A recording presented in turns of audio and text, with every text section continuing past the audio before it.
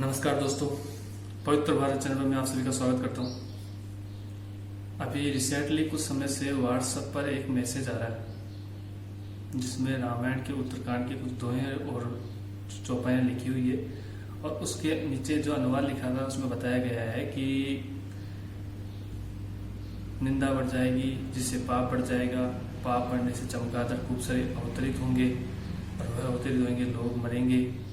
तो उसका सबसे बड़ा समाधान है भगवान की भक्ति, यानी कि लॉकडाउन। तो ऐसा कुछ उस पर मैसेज आ रहा है व्हाट्सएप में। अब दोस्तों, जबकि उसका जो चौपाई है उसका सही अनुवाद यह नहीं है, उसको इससे जोड़ा गया है। अब क्या पता उसको किस प्रकार से जोड़ा है, या फिर इसका जल्दबाजी में इसका अनुवाद बनाकर इसको वायरल किया है, लेकिन ये वायरल हो रहा है लोगों में। तो दोस्तों, मैं आपको किताब के माध्यम से ही बताऊंगा कि इसका सही अर्थ क्या है और यह किस पर्पज से की बात की गई है इस दोहे के अंदर। चलो देखिए दोस्तों, मैं आपको बताता हूँ इसका सही अर्थ क्या है। जब पृथ्वी पर निंदा बढ़ जाएगी, पाप बढ़ जाएंगे, तब चमगादड़ अवतरित होंगे और चारों तरफ उनसे संबंधित बीमारियां फैल जाएगी, लोग मरेंगे। ये 121 में लिखा हुआ है। और इसका बचने का एक ही उपाय है भगवान भजन और इसमें समाधि में रहना, मतलब कि लॉकडाउन। तो दोस्तों, इस प्रकार ये फेक न्यूज़ फैली हुई है। तो दोस्तों, मैं आपको इसका पूरा सच बताता हूँ कि इसका सही अनुवाद क्या है, जो लोगों में डर फैलाने के लिए इस प्रकार की न्यूज़ को बनाया गया है। दोस्तों, इसमें चमगादड़ से रिलेटेड जो बात बताई है, चमगादड़ अवतरित नहीं होंगे, इसका अलग गलत मैसेज लोगों तक फैलाया हुआ है। इसका अर्थ यह है कि सबके निंदा जे जड़ करे ते चमगादड़ होई अवतरे, सुनो ता तब मानस रोगा जिनते दुख पावे सब लोगा। मतलब जो व्यक्ति सबकी निंदा करते हैं वह चमगादड़ होकर जन्म लेते हैं। ये देखिए दोस्तों, जो मनुष्य सबकी निंदा करते हैं वे चमगादड़ होकर जन्म लेते हैं। हे तात अब मानस रोग सुनिए जिनसे सब लोग दुख पाया करते हैं। दोस्तों, ये वार्ता काकभुसुंडी और गरुड़ जी के बीच में चल रही थी। गरुड़ जी ने काकभुसुंडी से 7 प्रश्न किए, जिनमें से ये एक प्रश्न का जवाब था। अब उन्होंने मानस दुख के बारे में बताया है। तो इन्होंने सबसे बड़ा पाप जो बताया, उनका एक जवाब प्रश्न था कि सबसे बड़ा पाप क्या होता है। तो उन्होंने बताया सबसे बड़ा पाप निंदा होती है। तो उन्होंने अलग अलग निंदा के अलग अलग दंड बताए हैं। सूक्ष्म रूप में, छोटे रूप में उन्होंने बताया, जैसे कि शंकर जी और गुरु जी की निंदा करने वाला मनुष्य अगले जन्म में मेंढक होता है और वह 1000 जन्म तक वही मेंढक पर शरीर पाता है। ब्राह्मणों की निंदा करने वाला व्यक्ति बहुत से नरक भोगकर फिर जगत में कौवे का शरीर धारण करके जन्म लेता है। तो दोस्तों, इसी प्रकार अभिमानी जीव देवताओं और वेदों की निंदा करते हैं, रो रो नरक में पड़ते हैं। संतों की निंदा करने वाले उल्लू होते हैं। तो दोस्तों, इस प्रकार जो व्यक्ति सबकी निंदा करते हैं ते चमगादड़ होई अवतरे, इसका सही अर्थ ये है। तो वे व्यक्ति चमगादड़ होते हैं, ऐसा रामायण के अनुसार इसका यह अर्थ बताया है। अब मोह सकल व्याधि कर मूला तिनते पुनि उपजई बहु सोला, काम बात कफ लोभ अपारा क्रोध पित्त नित छाती जारा। दोस्तों, 3 प्रकार के काम, पित्त, कफ यह हमारे शरीर में रहते हैं, जिनके असंतुलन से हमारे शरीर में रोग उत्पन्न होते हैं।